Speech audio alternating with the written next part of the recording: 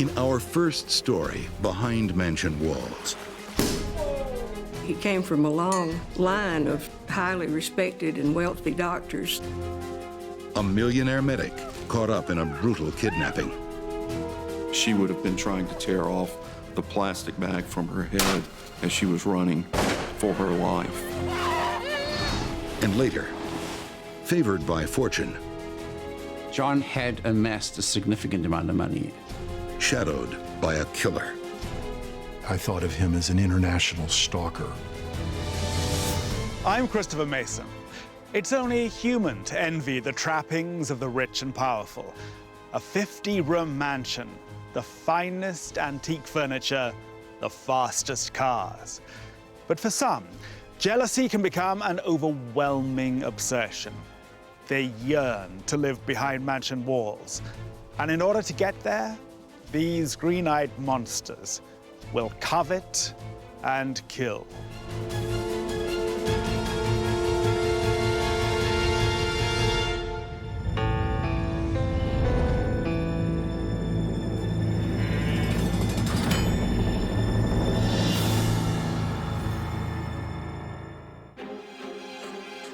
It's late afternoon, Cherokee County, Alabama, not far from the Georgia state line. Blowing off steam after work, two men stumble on a mystery. An abandoned car. Maybe it was dumped by car thieves. Then they make another discovery, one that will haunt them for the rest of their lives. Oh, man. They noticed the body floating in the water. A woman has been blasted several times with a shotgun.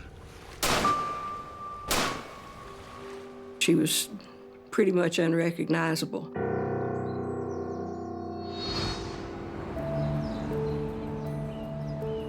In an exclusive gated community in Conyers, Georgia, Barbara Ann Roberts has finally found the recipe for happiness. The bubbly 49-year-old has bounced back from divorce, straight into the arms of multimillionaire Robert Sheese III.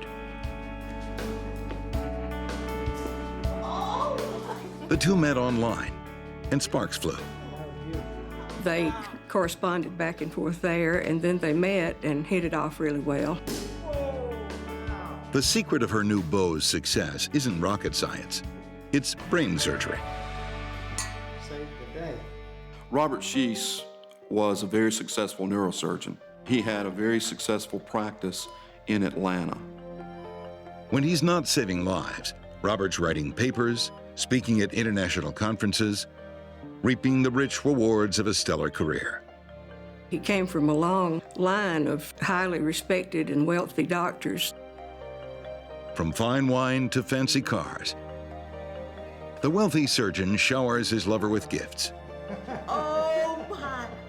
They were living a very lavish and generous lifestyle. He was in a position to pretty much buy anything that either of them wanted. On the other side of the tracks, near the Georgia state line, Barbara's ex-husband Vernon lives a more humble existence. Hey, baby. He's also found new love with work colleague Darlene. After Vernon had divorced Barbara Roberts, he and Darlene started going out, fell in love. It was romance all again, and they were happily married. Darlene and Vernon work at a local factory to make ends meet. They're not rich. Their most valuable possession is each other.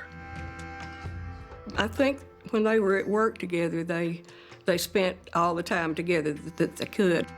But in the spring of 2006, both couples' idyllic lives will be torn apart in an instant. The evening of April 6th, two locals discover a dead body lying face down in a pond. Oh, man. Oh, it was as gory as it could be. The plastic wadding from the shotgun shells were still lodged in her back, which would indicate that it was a very close shot. When the victim is identified, the quiet rural community of Rome, Georgia, is rocked to its core. We found out was Darlene Roberts. It doesn't make sense. Darlene had no enemies. Hey, baby. So local sheriffs do what they always do in these cases. They zero in on the victim's husband. Vernon initially was a very obvious suspect. Vernon claims he last spoke to his wife before she went grocery shopping. When she didn't arrive home, he went looking for her. Vernon got into his vehicle, drove from his house, and drove to West Rome to try to find Darlene. So Vernon was out on the road around the time his wife was killed. Darlene's beloved gets the third degree. They were playing hardball with him. The husband's always the first. And so they gave him a tough interview. Investigators check out Vernon's alibi, and he is cleared. Cherokee County sheriffs are short on leads. The main people who were mentioned as possible other suspects were ruled out very quickly. They didn't have a lot of suspects right at first. But they do have one trump card. It's still only hours since Darlene was shot, so the killer could be lurking nearby. They set up roadblocks to try to stop people to ask if they had seen anything, if they had noticed anything. This is also a fresh crime scene. Investigators comb the area around the pond. They find no murder weapon, but they do unearth baffling clues. Plastic wrap, cotton gauze, and a broken pair of glasses that don't belong to Darlene. Based upon what the evidence showed at the scene, it would be that she would have been trying to tear off the plastic bag from her head as she was running for her life. It also looks like someone has staged a diversion, perhaps to slow Darlene down. They found evidence of road signs which were laid off in the edge of the woods, which is what caused Darlene Roberts to stop. It looks like Darlene was tied up, but somehow broke free. This has all the hallmarks of a kidnapping. But why would anyone want to abduct Darlene Roberts? Detectives try to make the puzzle pieces fit. Then the roadblock reaps a reward. They had at least one person come forward and say that they had seen a black Dodge Dakota. Several witnesses claim to have seen the mysterious black pickup parked near the murder scene. When sheriffs are given a description of the driver, the investigation veers off on an unexpected path. One of the people that identified the Dodge Dakota identified the color of the hair, the looks of a man that fit the description of Robert Sheese. What's an eminent neurosurgeon doing at the scene of a horrific murder? You'd imagine any millionaire brain surgeon worth his salt would be playing a round of golf or sipping martinis at his club. Strange then that Dr. Robert Sheese is spotted prowling the backwaters of Sweet Home, Alabama, the very day a woman is brutally murdered. Dr. Sheese's delicate work relies on steely nerves and a steady hand. But in 2004, the esteemed surgeon loses his most valued tool after a serious car accident. A permanent hand tremor means he'll never operate again. I think it took away an enormous part of his life because it evidently meant a great deal to him to be able to help people. I think that it took quite a lot away from him. It pretty much took away his reason for living. His millions can't stop him from sliding into a deep depression, using booze and prescription drugs to numb the pain. Those that were friends with Robert Sheese described him as, once he had that car wreck, that he was sort of a changed person. Could he have changed into a cold-blooded killer?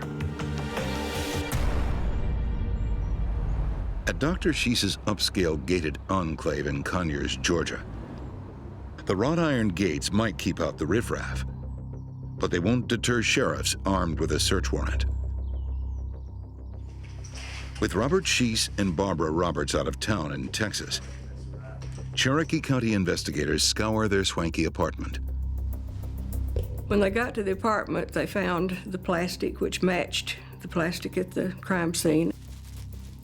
The gauze, some of which was still tied to Darlene's wrist. They also found the box that the shotgun had come in. There's no sign of the firearm. On a digital camera, they find a photo of Barbara, and it's no glamour shot. Her face is black and blue. The evidence is pointing to the millionaire medic being abusive, as well as a murderer. There are still more questions than answers. Why would Robert Sheese want Darlene dead? And who owns the broken glasses found at the crime scene? Glasses have like a serial number. And so the police were able to trace that serial number to an optical shop in Conyers, Georgia. Opticians check their records and find the customer's name. Barbara Roberts. Barbara Roberts and Dr. Robert Sheese are now the two prime suspects. They're both still away in Texas, so police wait for their return. Then they pounce. Went onto the plane and snatched them off very unceremoniously, carried one off in one direction and one in the other. Dr. Robert Sheese takes the fifth. He wasn't shocked, he wasn't surprised. There wasn't any objection, there wasn't any, I didn't do anything. It was no admission whatsoever. But Barbara Roberts can't stop talking. She makes a stunning confession. She's been having a secret affair with her ex-husband, Vernon.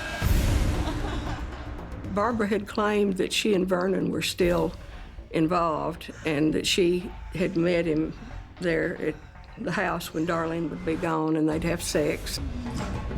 She says when Robert Sheese found out about her cheating, he decided to take revenge on Vernon by raping Darlene.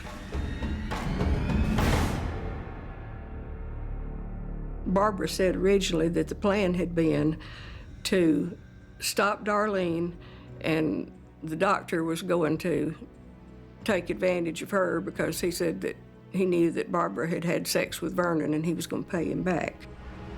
She claims she went along with the sick plan because she was frightened of her unstable boyfriend.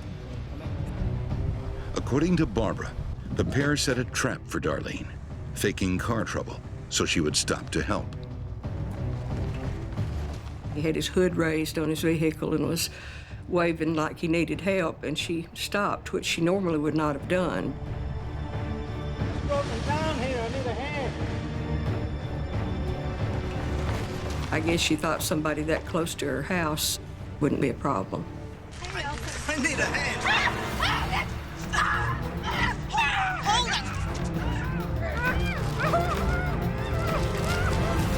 They tried to put a plastic bag over her head, this saran wrap, and tried to suffocate her.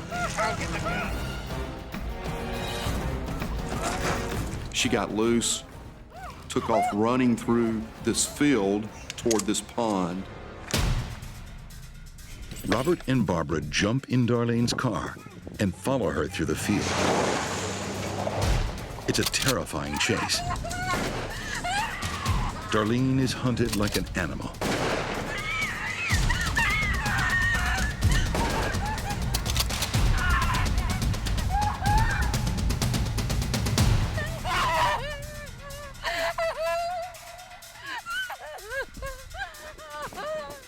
Eventually, she is cornered at the pond.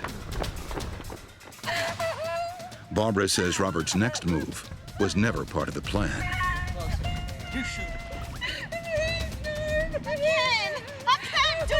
She was, as she put it, freaking out, and the doctor whacked her in the face with the butt of the shotgun and broke her glasses.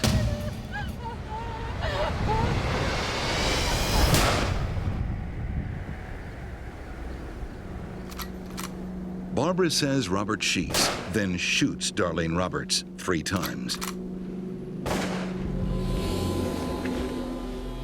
and leaves her body lying in the pond.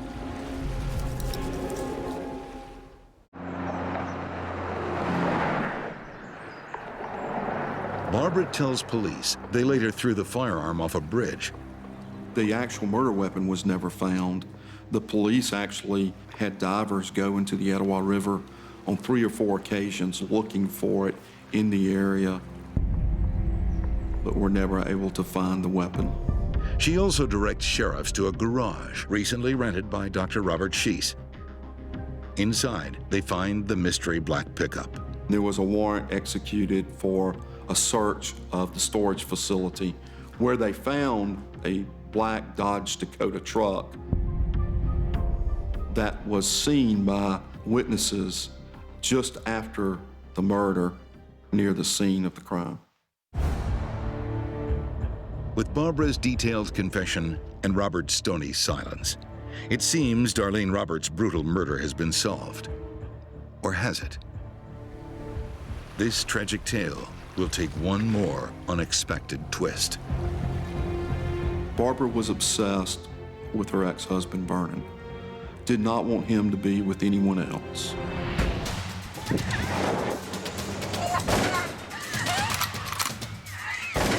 In the grip of a jealous rage, one-time eminent neurosurgeon Robert Sheese kills Darlene Roberts in cold blood.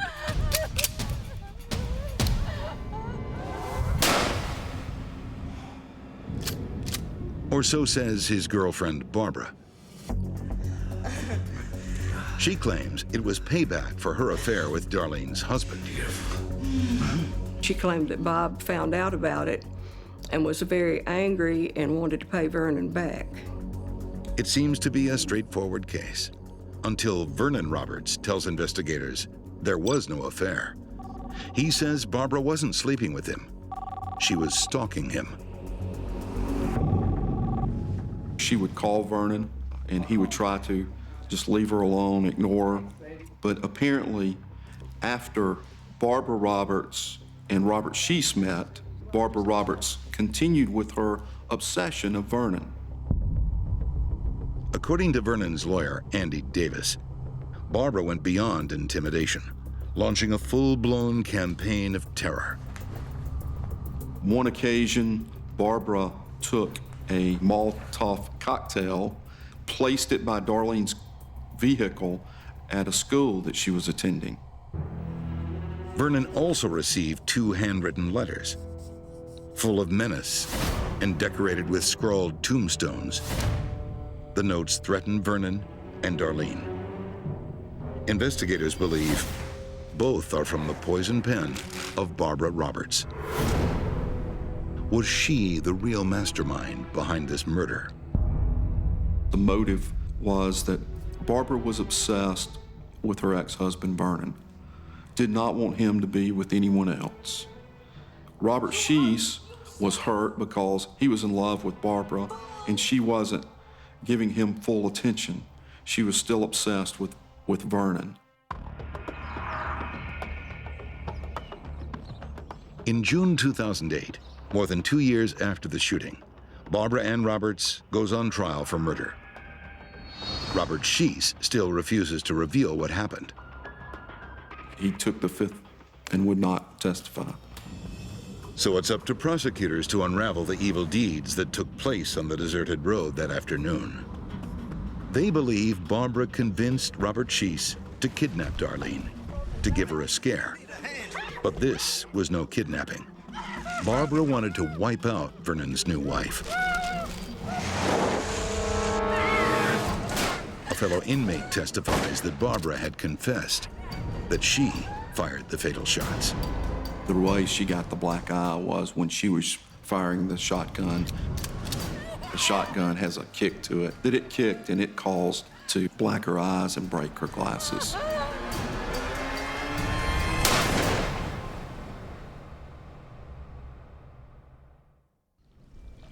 Those broken glasses are the straw that broke the camel's back.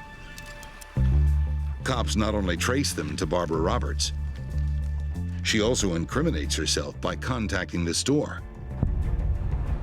2 days after the death of Darlene Roberts, Barbara Roberts and Robert Sheese went into the optical shop. Barbara reported that she had broken her glasses and she asked to get a new set of prescription glasses. And she wants them now.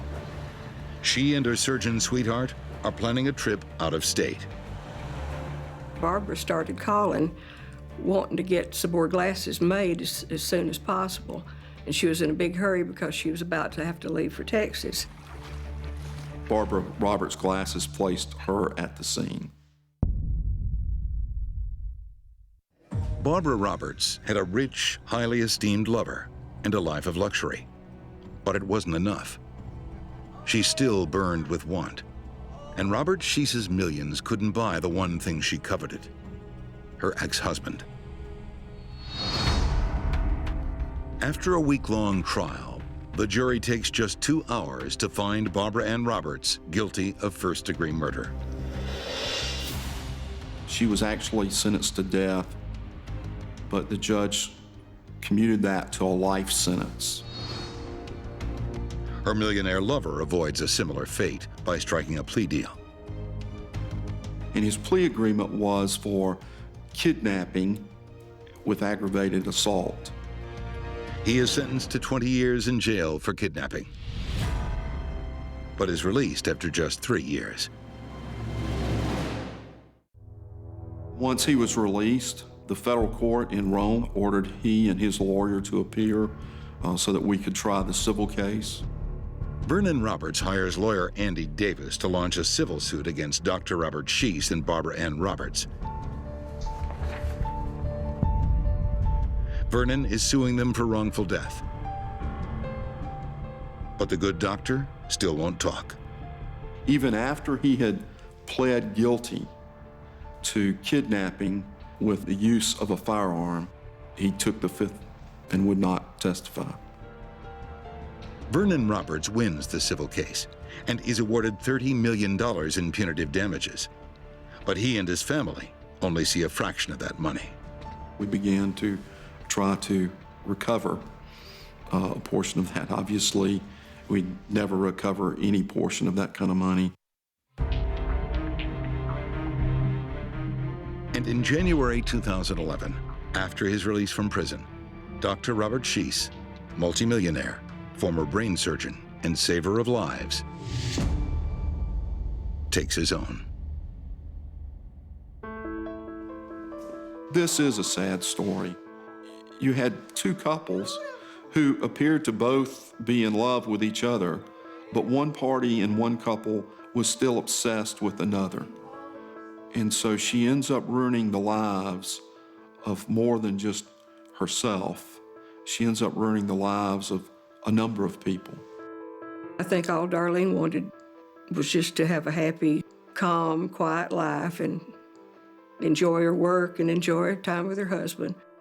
It's such a waste of all those people's lives. Barbara Ann Roberts stumbled into riches and enjoyed the finest creature comforts, but still wasn't satisfied. Some spend their lives scrabbling for a foothold on the ladder of success, only to slip and fall. When wealth eludes these desperate wannabes, failure can be a bitter pill to swallow.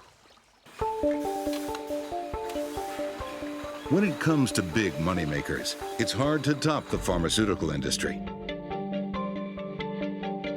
In the cutthroat biotech business, sales are measured in the tens of millions of dollars as the world clamors for the next miracle pill or powder. For pharmaceutical executive John Watson, the most exciting powder is found on Switzerland's exclusive ski slopes.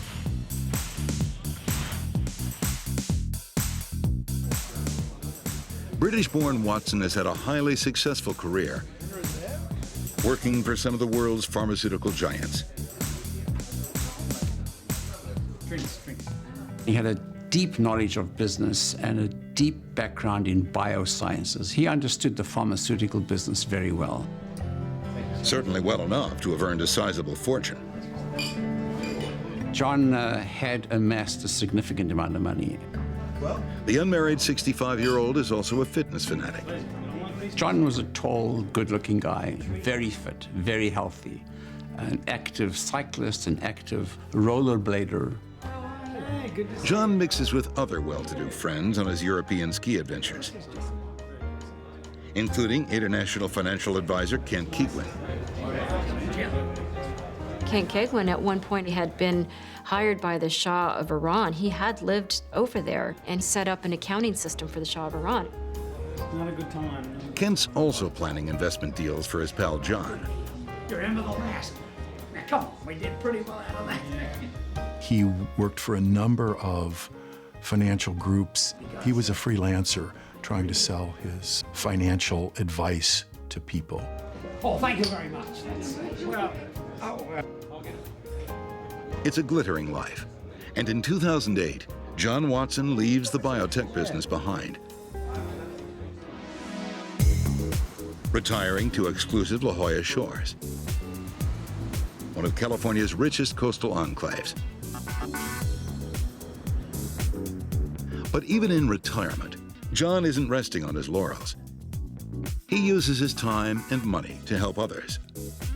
He got involved with a group called the Tech Coast Angels, a group of wealthy men in the San Diego region who invested in startup companies, many of them designed to help people with lifelong and terminal diseases.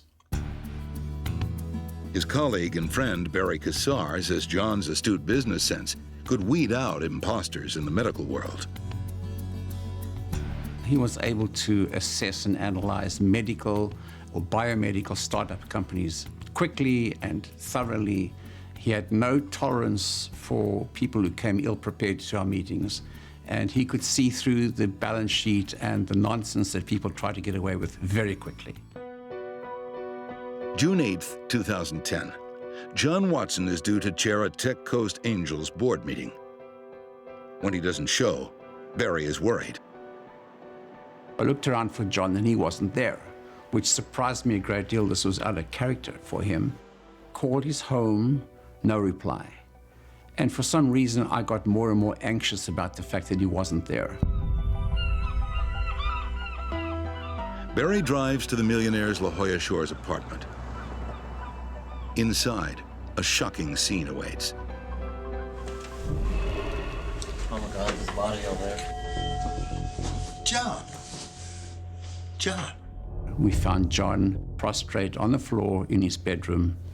Clearly, he had passed away sometime earlier. He's been dead at least a day. To police, it looks like natural causes. But Barry, a former doctor, is not convinced. His friend was too fit and healthy to just drop dead. And something else bothers him. It was surprising to us to see what a sorry state the apartment was in. Initially, I thought it might have been ransacked.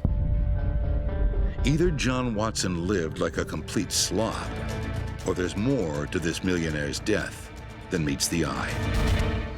The civilized setting of La Jolla Shores is not the sort of place where millionaires are murdered. Maybe that's why, when pharmaceutical big shot John Watson is found dead, police are quick to rule out foul play. In fact, the millionaire's body is already on its way to the crematorium when a dramatic phone call changes everything. I called the police and I asked, what did the autopsy show? And to my absolute surprise, they had not done an autopsy. And I strongly encouraged them to bring the body back to the medical examiner and to do a proper post-mortem examination. When the autopsy finally happens, it reveals there's nothing natural about the cause of this death. The hyoid bone in John's neck, which is right here, had been severed, which indicated to him strangulation. But that's not all they find. On the millionaire's back, almost invisible, 2 tiny puncture marks, like a snake bite. There were burn marks associated with these punctures. The coroner understood that these had come from a taser. John had been tasered before he'd been strangled. Is John the victim of a vicious break-in? When his friend Barry searches the apartment, that theory gains strength. We could not find his car keys and we could not find his laptop. The laptop's gone, but nothing else appears to be missing. Perhaps John's computer contained a startup company's medical secrets. Were they worth killing for? At first, they were really bewildered by the cause of this crime.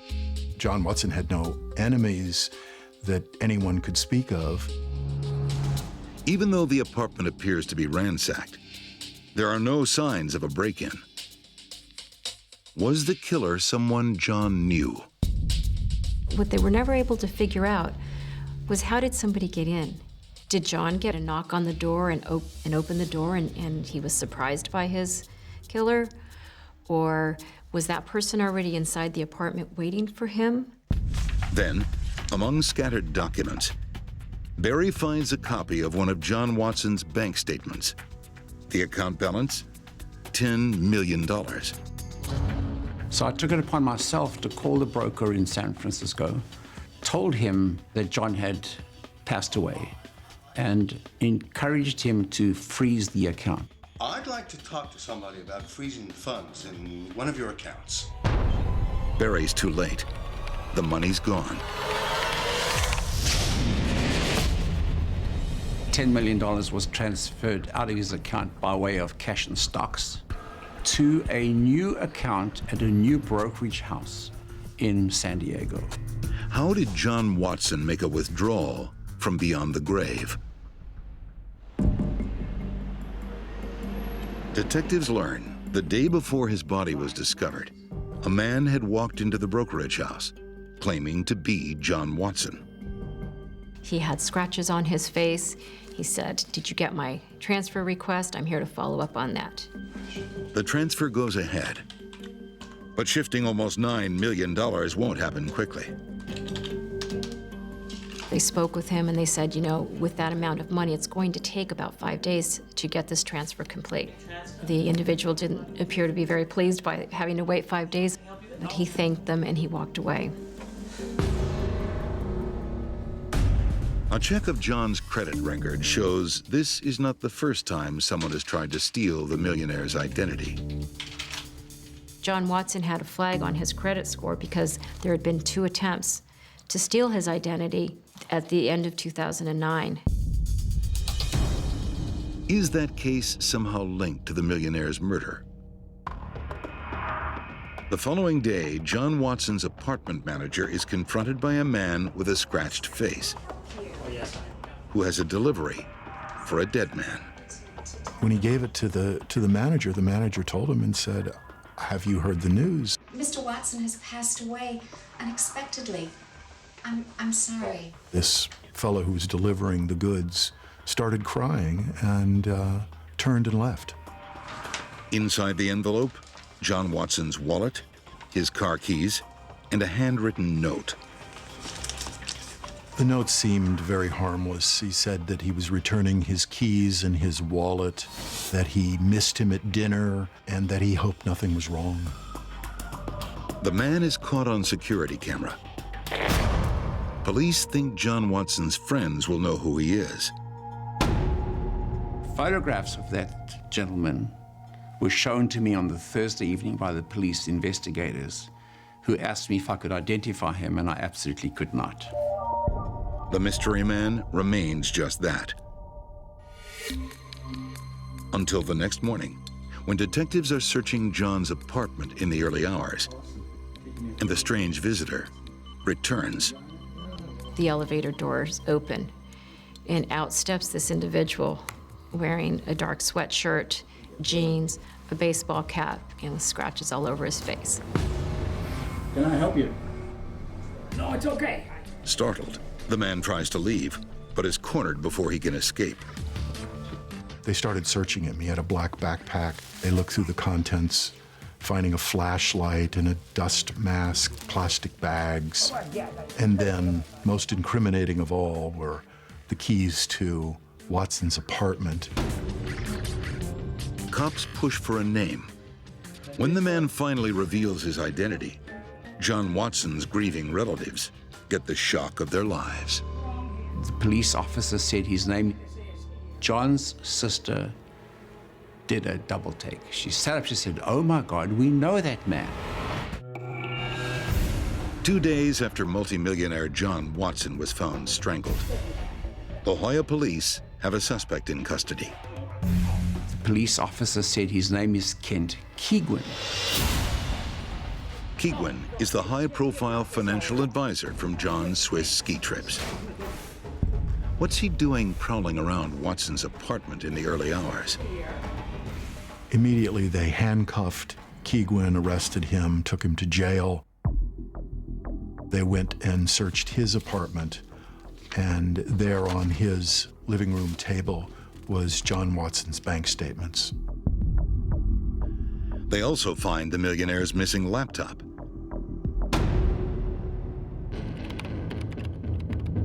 San Diego fraud squad detective Fred Helm is called in to sift through Keigwin's computer records. Forensics on the cell phones and the computers. It's a very big step of any investigation.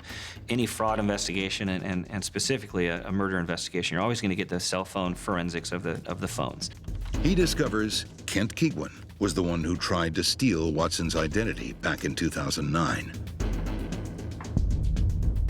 He had started stalking him electronically.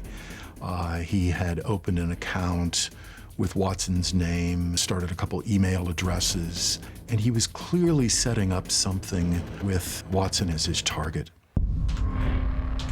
Kent also has an intriguing online shopping list, lock-picking tools, and a taser gun. Keigwin used the name of a friend to order a taser online. He paid for it with his own credit card. A more thorough search of John Watson's apartment also uncovers a trail that leads back to Kent Keigwin's taser gun. The interesting part about Kent Keigwin making some mistakes is not understanding some of the qualities and some of the investigative tools that a taser, this kind of taser, gives off when it is shot. There's these things called aphids. They're very, very small circles of paper that have a number on them related to that taser. When the taser doors blast open for the darts to come out, it throws the aphids out into the room, and nobody would discover those unless you're a homicide team with magnifying glass doing the Sherlock Holmes thing across the ground. The electronic trail of clues doesn't stop there. Keigwin's cell phone shows strange number patterns that look like GPS coordinates. Very similar to the kind of messaging that when we are tracking somebody's cell phone or when we have a GPS tracker installed on a car. Seems Kent's been running his own surveillance. He's been monitoring Watson's every move. There is a tracker on a vehicle, and it's on John Watson's vehicle.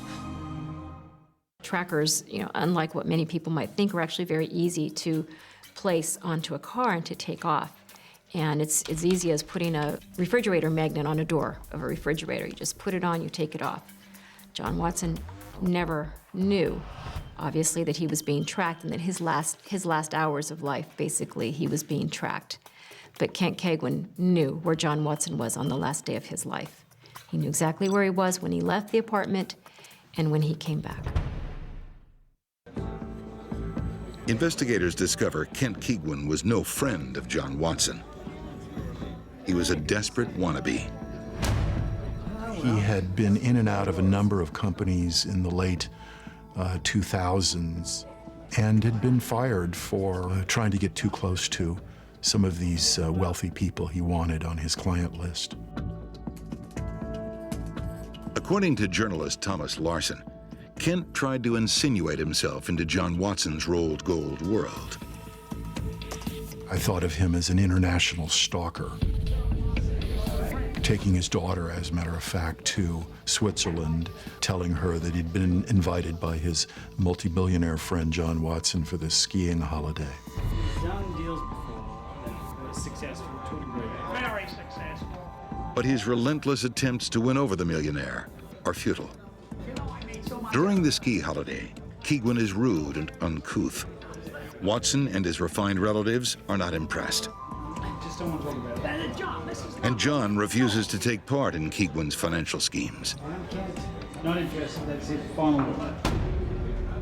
John became upset based on that trip and just realized that this person was not who he said he was. He wasn't a well-to-do financial advisor. He wasn't a skier. He wasn't a lot of things, apparently, that he was saying he was. And that sort of ended whatever friendship or acquaintance there was.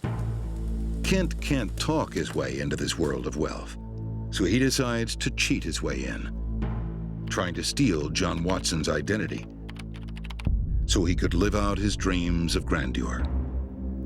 Kent's internet searches became extreme, like how to buy a plane,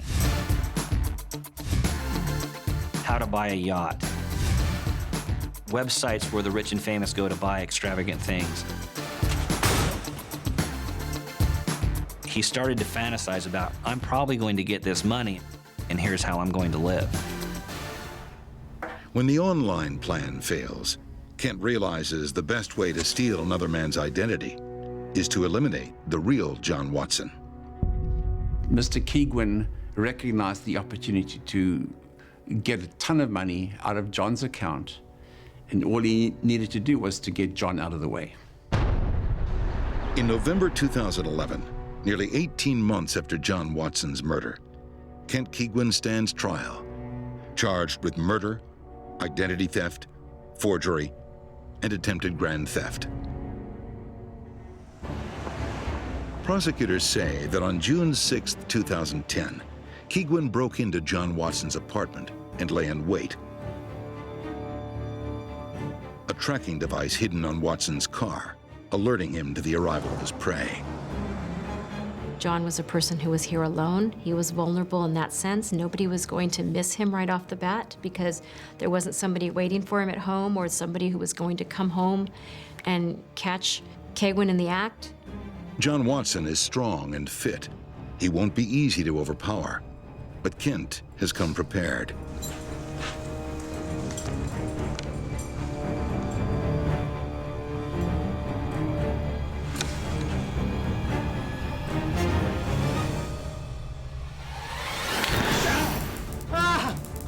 He blasts him with 50,000 volts. It's kind of like an electric shock and a jackhammer at the same time. It's a charge that lasts about 30 seconds. John was immobilized from the taser shot. But he came to and he fought back.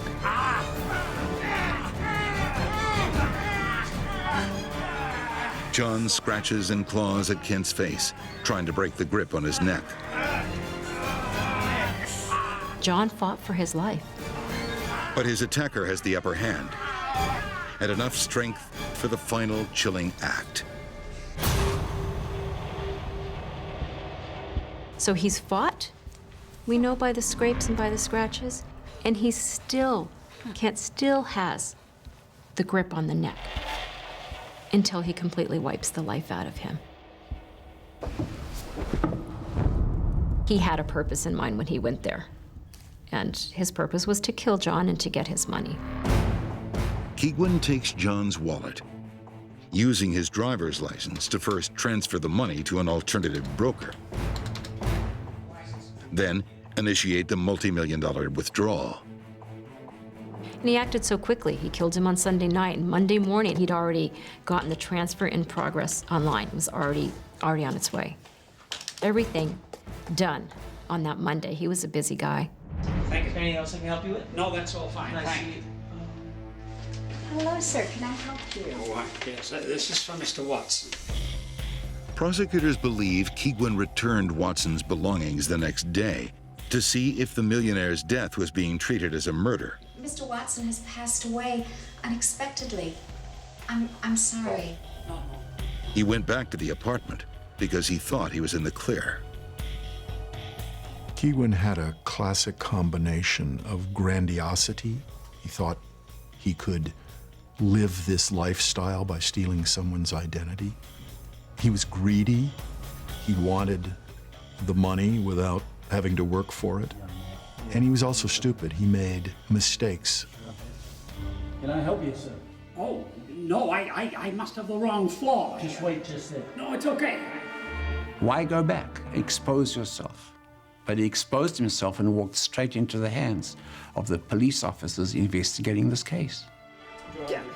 At the end of an 8-day trial, the jury finds Kent Keegwin guilty on all counts.